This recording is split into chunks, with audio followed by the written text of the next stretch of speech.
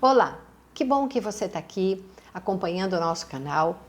Hoje eu vou falar um pouco com vocês a respeito da CVS 5. A CVS 5 é uma legislação extremamente importante no estado de São Paulo, mas ela serve de base para muitos outros estados, muitas outras localidades que não têm uma legislação específica para regulamentar a área de alimentos. A CVS 5 ela veio substituir a CVS 6, que era famosa desde 1999. Essa CVS 5 ela foi editada em 2013, mas é a que continua sendo utilizada no estado de São Paulo para orientar toda a área de alimentos, toda a cadeia, né, de produção e armazenamento, enfim. Então, como sendo uma aula, provavelmente ele vai ser feito em 2 vídeos, combinado? E vou falar passo a passo o que contempla a CVS 5, tá bem?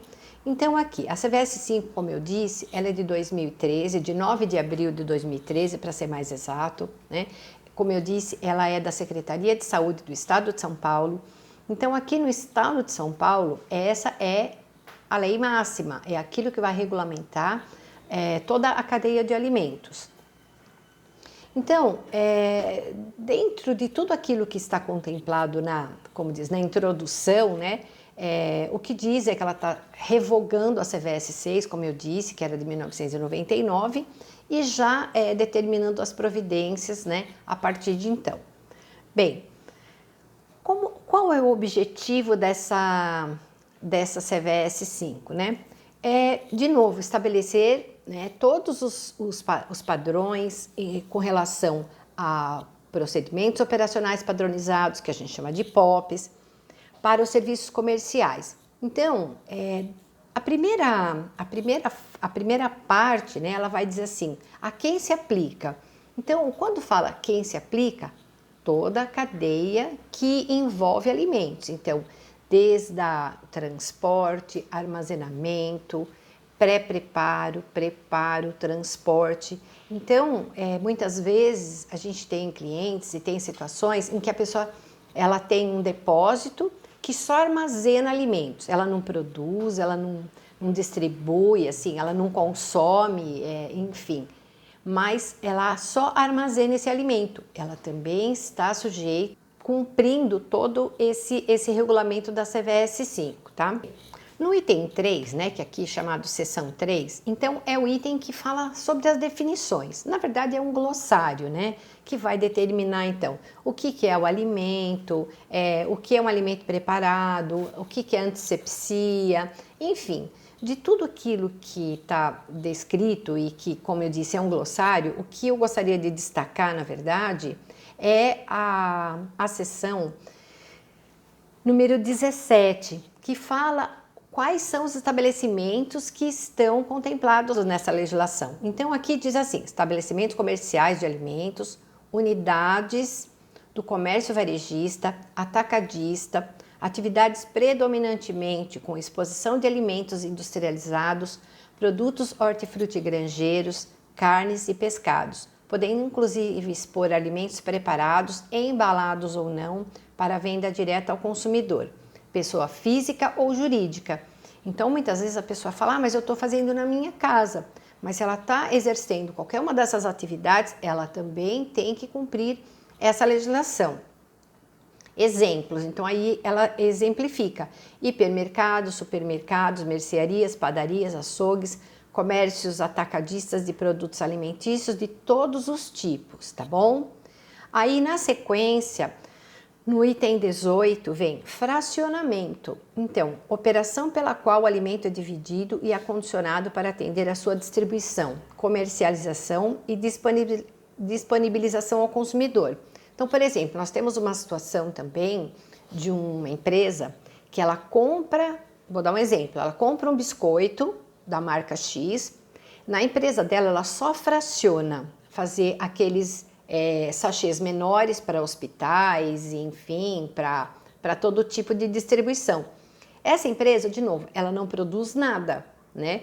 Ela apenas subdivide, então ela vai fracionar, embalar e distribuir.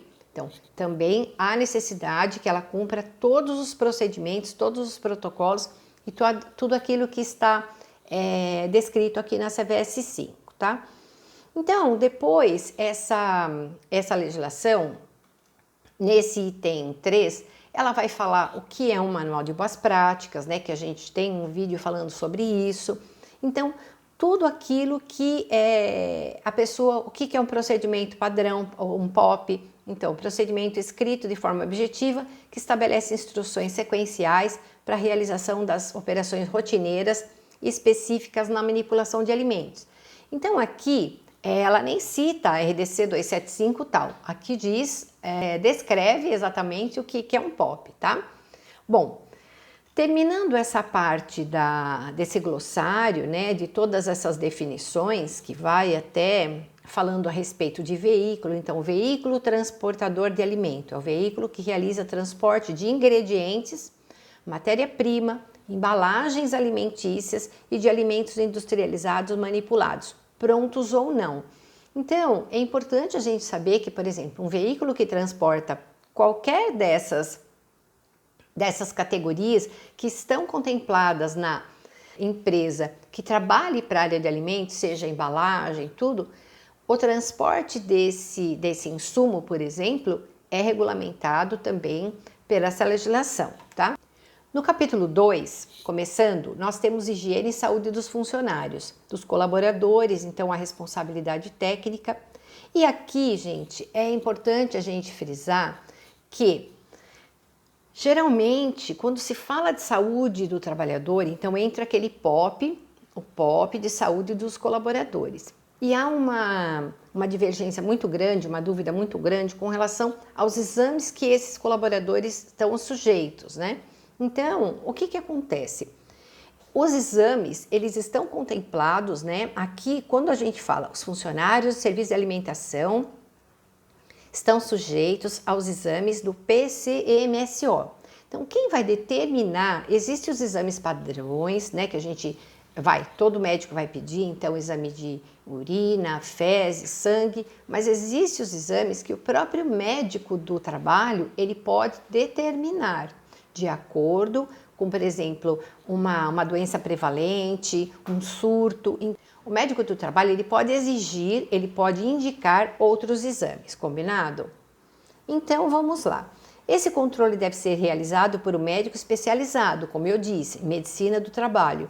A comprovação dos exames do PCMSO e o atestado ASO podem ser exigidos pela autoridade sanitária. Então, em qualquer estabelecimento que esteja nessa categoria, né, de produção, transporte, pode ser auditado, a autoridade sanitária pode fazer a solicitação do ASO daquele colaborador, tá? E aqui tem uma informação, né, que é extremamente importante, que funcionário que apresente qualquer tipo de patologia, lesão de pele, mucosa, unha, feridas, né, deve ser afastado. Isso seria o melhor dos mundos, a gente sabe que não é isso que exatamente acontece, né? Mas é o que a legislação preconiza. Então, um funcionário que está com uma virose, que está com qualquer tipo de patologia, ele deve passar pelo médico da saúde e esse médico deve liberá-lo para o trabalho, tá? Aí nós temos, na seção 2, higiene e segurança dos colaboradores. Então, nesse item, gente, fala muito daquilo que a gente cansa de falar, né? É banho diário, cabelo preso, sem utilização de piercing, sem utilização de colares, adornos, tudo, né? Essa é um item, né, que a gente reforça muito quando nós fazemos as capacitações de boas práticas. Então, aqui dá para a gente tirar bastante orientação com relação a todos os procedimentos, né, de higiene do colaborador. E aqui é interessante que você tem aqui uniformes conservados, limpos, com troca diária. Então, tudo aquilo que geralmente a gente orienta num treinamento de boas práticas, tá? Não tem assim nada tão diferente. Aqui é interessante e a gente vale sempre ressaltar, né? A empresa deve dispor de local fácil de equipamentos, os EPIs. Então, quem fornece o EPI? O proprietário, entre aspas, quando a pessoa fala o patrão, né? O responsável pela empresa. E, por sua vez, o colaborador é obrigado a utilizá-lo. Aí uma dica que a gente sempre dá, e que é importante, que cada colaborador tem a sua ficha de entrega de EPI. Então, quando o proprietário entrega um sapato, uma luva, qualquer que seja o EPI, tem uma ficha específica que o colaborador vai assinar o recebimento desses equipamentos, tá bom? Então, o proprietário entrega, orienta como utilizar e o colaborador, por sua vez, tem a obrigação de utilizá-lo. É passível, inclusive, de advertência, se não o fizer, tá bom? Aí, aqui, nós temos todas as orientações, por exemplo, o avental plástico não deve ser utilizado perto de fontes de calor, né? Todas aquelas questões de segurança que a gente geralmente fala, que ao entrar na câmara fria é obrigatório utilizar a roupa térmica, a capa térmica. Muitos lugares fornecem inclusive capa e calça térmica, né? Lugares que trabalham só com alimentos gelados e super gelados, tá? Tem aqui toda a parte que fala da higiene de mãos, a manipulação de alimentos prontos para o consumo e que sofreram tratamento térmico ou que não serão submetidos a tratamento, bem como a manipulação de frutas, legumes e verduras, devem ser realizadas com as mãos previamente higienizadas. Então, tudo aquilo que a gente orienta nas capacitações, a CVS 5 ela está contemplando, tá? Aí que fala a respeito de luva descartável. É importante a gente citar isso, né? O uso da luva descartável de borracha, látex ou plástico não é permitido em procedimento que envolva calor, como cozimento e fritura. E também quando se utiliza máquina de moagem, fritura, mistura e outros equipamentos que acarretem risco de acidente. Aí é importante a gente sempre orientar nesse caso quais são os momentos em que a luva é necessária, né? A luva de procedimento ela é necessária em processo de finalização, quando aquele alimento não vai mais passar por um processo térmico. Então eu sempre dou exemplo, muitos funcionários quando vão temperar uma carne crua, querem utilizar a luva. Até pode, mas não é obrigatório pela legislação. Aquela carne, aquele alimento que vai ser cozido, vai ser assado, vai passar ainda por um processo térmico, então não é necessário a utilização das luvas, tá certo? Por outro lado, quando esse alimento estiver pronto, então um pão que já está pronto para o consumidor fazer a sua refeição, ou uma salada que já passou por um processo de higienização e só vai ser arrumada numa travessa. Aí sim é necessário que o colaborador higienize as mãos corretamente e calce as luvas. Terminou essa atividade, joga-se a luva fora, tá? Isso é uma coisa que a gente responde assim praticamente diariamente, tá? Aqui fala da luva de malha de aço, que deve ser utilizada durante cortes e desossa de carnes, luvas térmicas utilizadas em situação de calor. Então, fala aqui bastante na CVS 5 sobre os EPIs. Aí tem aqui um item que já está temporariamente, ou não, a gente não sabe até quando, em desuso, né? Porque no item 4 é proibido, né, o uso de máscara, que hoje, na verdade, é obrigatório e veio ser obrigatório por meio da CVS 20, que foi editado ano passado, especificamente para contemplar todos esses procedimentos com relação ao combate à Covid, tá? Então, esse talvez seja o único item, né, que está em desacordo, vamos dizer assim, né? Durante a manipulação, né, é proibido cantar, assobiar, tudo aquilo que a gente já fala com os colaboradores, né? Aqui também fala de novo de higienização de mãos e aquela questão que devem ser afixados cartazes orientativos para que os colaboradores realizem esse procedimento de higiene de mãos corretamente, tá? E aí, gente, nós temos aqui, indo para a seção 3 já, responsabilidade técnica e capacitação. Então aqui é importante a gente, eu vou até ler todo o trecho no artigo 16, as cozinhas industriais e os serviços de nutrição e dietética hospitalares devem ter um responsável técnico. inscrito no órgão fiscalizador de sua profissão, cuja categoria profissional seja competente e regulamentada para a área de alimentos. Agora, não é obrigatório, por exemplo, um restaurante comercial ter um RT.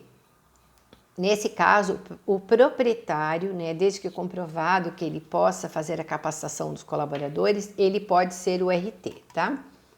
Aí, aqui, na sequência, então, já explica isso que eu acabei de dizer. Nos estabelecimentos comerciais de alimentos e serviços de alimentação, aos quais não se exige RT, né, profissional, a responsabilidade pela elaboração, implantação e manutenção das boas práticas pode estar a cargo do proprietário do estabelecimento ou de um funcionário que ele determine, que ele designe para isso, que seja capacitado, que trabalhe no local, então não pode ser aquela pessoa que passa só de vez em quando, né? Acompanhe integralmente o processo de produção e implemente os parâmetros e critérios estabelecidos nessa legislação, tá? Então, mais para orientar, e que muitas vezes as pessoas falam assim, mas restaurante não é obrigado ter um RT, uma nutricionista? Infelizmente não, mas a gente gostaria que todos eles tivessem essa obrigatoriedade, né? Aí, aqui, o responsável técnico, né, aqui diz assim, o que ele deve fazer? Deve capacitar os funcionários no quesito boas práticas, incluindo aspectos de segurança, elaborar, atualizar e implementar o Manual de Boas Práticas e os POPs, acompanhar as inspeções realizadas pela autoridade sanitária. Então, por exemplo, se num restaurante X ou no estabelecimento Y chega a autoridade sanitária, quem vai acompanhar essa visita é o responsável técnico, seja ele o proprietário ou não, tá? E também uma parte importante é o responsável técnico, ele que é o responsável por notificar a vigilância epidemiológica, né? Os surtos de doenças. Então, se naquele estabelecimento ou naquele local ocorreu qualquer tipo de intoxicação alimentar ou qualquer dúvida com relação à inocuidade do alimento, então é o responsável técnico que vai informar. Existe um impresso próprio, um formulário próprio para que isso seja realizado, tá? Na seção 4, falando de visitantes. É uma coisa simples, né, gente? Quem não faz parte daquele estabelecimento ou quem não trabalha naquele restaurante, qualquer pessoa é considerado um visitante. Então, eu sempre digo o seguinte, mesmo que seja um restaurante da empresa, um restaurante da fábrica, a pessoa que trabalha no RH, se ela for entrar na cozinha, ela é considerada um visitante. E por que tudo isso? Porque muitas vezes a pessoa, eu trabalho aqui, posso entrar. Todos que vão entrar na cozinha precisam de todos os procedimentos de higiene. Então, higienizar as mãos, prender os cabelos, colocar redinha, tirar os adornos, enfim, tudo aquilo que a gente orienta para o funcionário, para o colaborador que está manipulando o alimento, qualquer pessoa que vai adentrar a cozinha ou área de manipulação de alimentos precisa ter esse mesmo cuidado, tá? E quem vai, quem vai sugerir ou quem vai orientar? O responsável técnico vai pedir, olha, você, por favor, você vai entrar na cozinha, coloque a touca, retire os adornos, tá?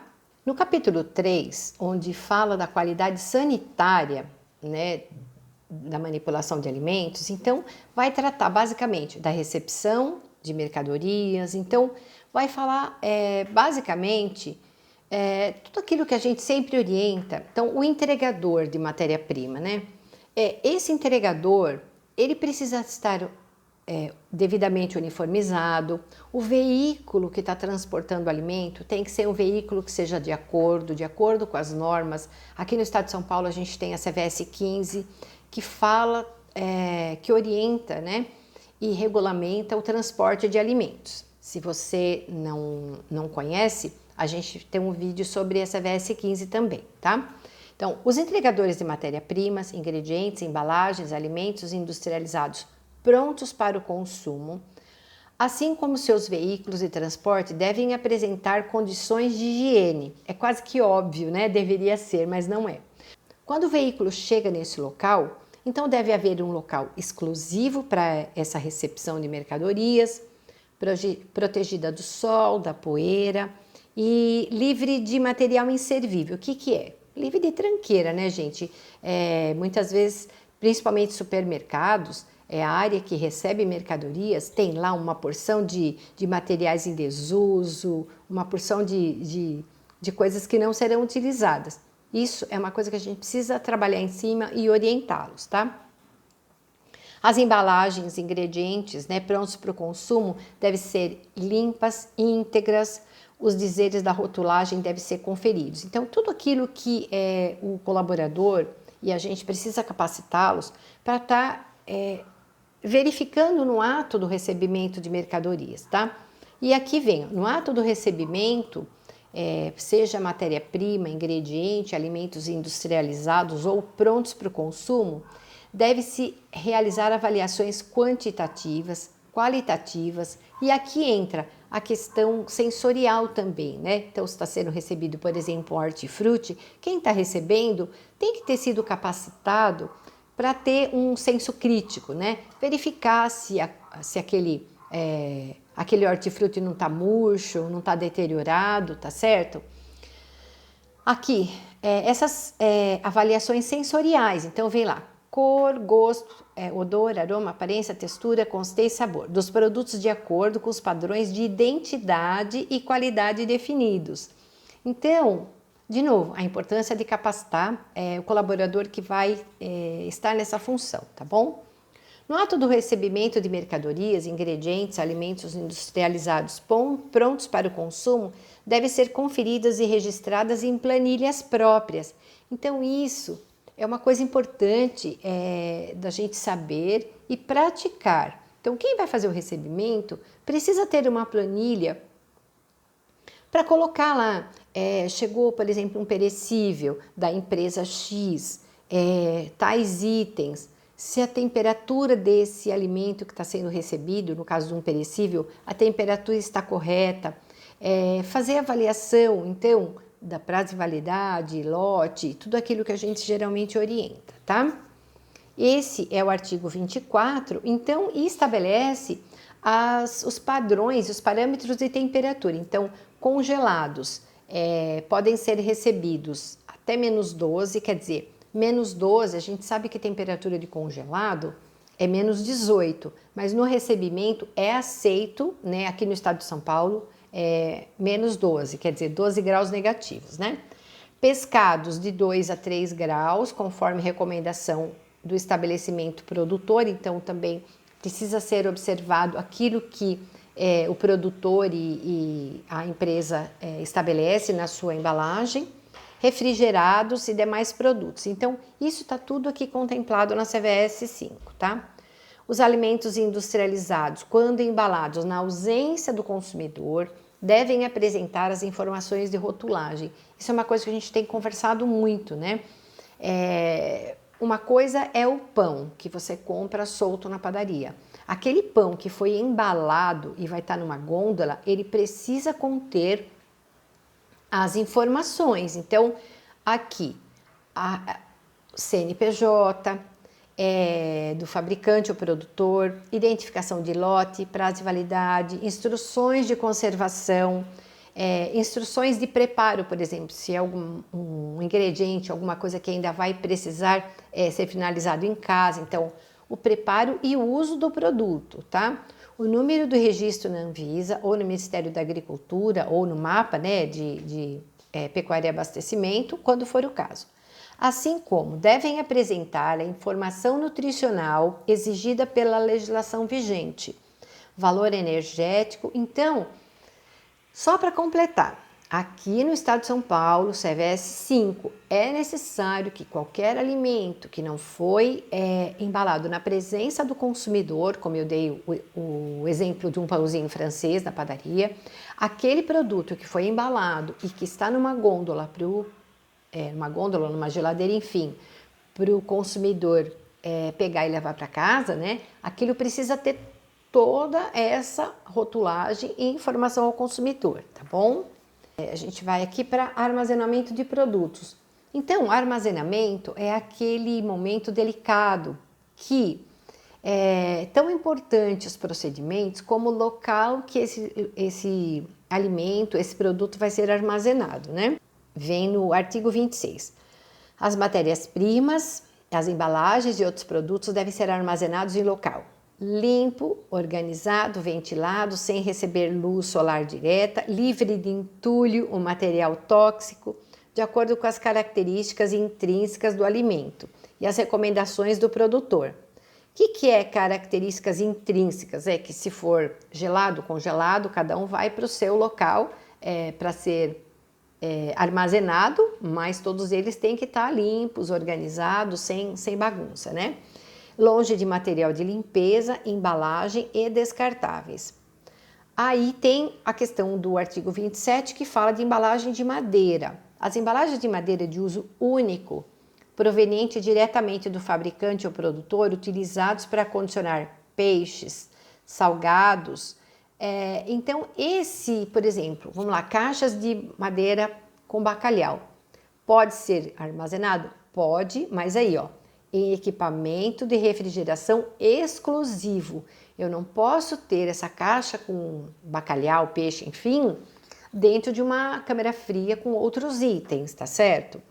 Caixas de papelão podem permanecer na refrigeração ou congelamento se armazenados em local delimitado ou em equipamento exclusivo para esse fim e não deve apresentar sinais de umidade ou bolor. Então, isso são coisas que nem toda a legislação deixa claro, tá? Então, aqui a gente tem esse específico, né? Os alimentos ou recipientes com alimentos não devem estar em contato direto com o chão, com o piso. Então, aquilo, a CVS 6 já falava, a RDC fala, e é quase que uma coisa óbvia de novo, né? A gente não deve colocar nada, não deve permitir nada diretamente no chão. A orientação é que fique longe da parede, então geralmente a gente orienta 10 centímetros da parede, 20 do chão, 60 do teto, para que esse alimento não tenha possibilidade de pragas também. Então, o alimento que está encostado na parede, ele pega umidade e se tem uma praga, essa praga também pode descer pela parede e ter contato com o alimento, tá certo? Aí, pallets, prateleiras ou estrados devem ser de material liso, resistente, impermeável e lavável. Então, muitas vezes a pessoa fala assim, mas tem que ser de plástico? Veja, liso, resistente, impermeável e lavável. Então, é quase que óbvio que tem que ser de um material plástico ou alguma coisa similar, né? Aqui tem um item que fala que os produtos reprovados na recepção ou com prazo vencido, né? Inclusive aquele que você devolvido para o consumidor, ele deve ser identificado e a gente fala separado ou segregado e colocado num lugar devidamente identificado. Então, muitos supermercados e muitos lugares deixam lá uma cesta ou uma prateleira devidamente identificada, produto impróprio para o consumo ou produto aguardando a troca, tá bom? As matérias-primas e ingredientes que sofreram fracionamento ou foram transferidas das embalagens originais devem ser manipuladas com utensílio exclusivo, acondicionados aos recipientes adequados. Então aqui não tem nada muito diferente do que diz a RDC. Então, tudo aquilo que for subdividido vai ter que ser acondicionado no local próprio, devidamente identificado, coberto e armazenado de acordo com a sua característica, né? Então, se você porcionou uma linguiça, ela vai ser porcionada, identificada e colocada no equipamento próprio, tá bom? Aí, aqui não tem nada de muito diferente daquilo que diz a RDC, mas é importante a gente comentar que aqui, ó, acondicionar alimentos destinados à refrigeração em volumes que permitam adequado resfriamento do centro geométrico. Então, o que significa isso, gente? Se você pega uma placa muito grande e você coloca uma placa ou um volume muito grande na refrigeração, o centro geométrico vai demorar muito a atingir a temperatura de segurança, assim como um alimento congelado. Então, se você, quando a gente fala independentemente de você estar recebendo esse alimento ou você preparando, se você fez um molho para acondicionar no freezer, você quer congelar esse molho, ele tem que estar num recipiente que permita que o centro geométrico atinja a temperatura de segurança o mais rápido possível, para que a gente não tenha casos desse alimento se deteriorar, estragarem. No artigo 21, fala bastante sobre armazenar os alimentos em refrigeração. E uma coisa que a gente dá sempre o exemplo, geladeiras, por exemplo, o colaborador ele tem o hábito de abrir e colocar de qualquer jeito, né? Então, basicamente o que a lei diz aqui é o que? Quando a gente for armazenar, porque óbvio, né? Dificilmente a pessoa vai ter um lugar para colocar só carne crua, só vegetais, só sobremesas, isso seria o melhor dos mundos, mas não é o verdadeiro, né? Então, se vocês utilizam, né? Quem vai utilizar o mesmo equipamento para inúmeros alimentos, então qual é a orientação? E é o que a lei diz, né? Então, de novo, seria quase óbvio, mas a gente, assim, o que está pronto, os alimentos que já estão prontos para o consumo nas prateleiras superiores. Então, um pudim, uma salada que já está preparada, uma maionese, qualquer alimento que esteja, que você precisa colocar vários alimentos no mesmo equipamento, você vai utilizar essa regrinha, né? Então, o que está pronto nas prateleiras superiores, nas prateleiras do meio, os alimentos que ainda estão em processo. Então, cozinhou-se um legume que vai participar de uma salada. Temperou um alimento que ainda vai passar por um processo de cocção. Então, esses estão nas prateleiras do meio. E nas prateleiras inferiores, aquilo que ainda não foi manipulado. Então, uma carne crua, um vegetal que ainda está aguardando ser processado, manipulado, um tempero, aquilo que ainda não passou por higienização, se precisar ficar no mesmo equipamento, vai estar num saco devidamente fechado, né? Então, a gente sabe que nem sempre a pessoa, olha, vou chegar, já vou lavar tudo. Se não houver essa possibilidade, que seria o ideal, então coloca numa caixa tampada, num saco bem fechado, nas prateleiras inferiores. Uma carne crua, que ainda não foi picada, não foi temperada, então ela vai estar nas prateleiras inferiores. Então, em cima, aquilo que já está pronto para o consumo, nas prateleiras do meio, aquilo que está pré-preparado e nas prateleiras inferiores, aquilo que ainda não foi manipulado, correto? Aqui tem um item 32 que diz assim, produtos crus ou minimamente processados que exalem odor ou aqui fala exudar, não é todo mundo que sabe o que é isso, aquele que sua, né, que vai suar, né? Deve ser armazenados em equipamentos diferentes dos produtos termicamente processados. Não estocar os alimentos sobre condensadores e evaporadores das câmeras. Então, aquela parte onde tem toda onde tem todo aquele ventilador, aquele condensador, a gente não deve colocar as coisas, tipo de alimento lá em cima, nenhum tipo, tá? Os equipamentos de refrigeração e freezer devem apresentar-se em bom estado de conservação e higiene, adequados ao volume de produto armazenado. É proibido desligá-los com o objetivo de economizar energia, que seria óbvio também, né?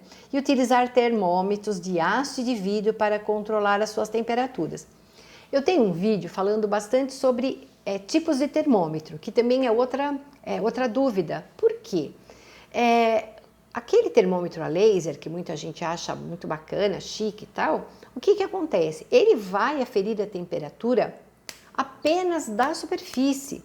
Então, muitas vezes, se você precisa, aqui está dizendo exatamente, ó, termômetros de haste. Por quê? É necessário que você faça muitas vezes a aferição da temperatura do alimento ou se você vai medir, por exemplo, a temperatura no ato do recebimento de uma caixa de carne, se você colocar o termômetro a laser, ele vai, se você colocar o termômetro na caixa, ele vai pegar a temperatura da caixa de papelão. Se você tirar, ele vai pegar a temperatura da primeira peça de carne. Quando o correto é você levantar as peças de carne, colocar o termômetro de haste no meio. Assim você vai ter a temperatura mais correta, a temperatura exata, tá bom?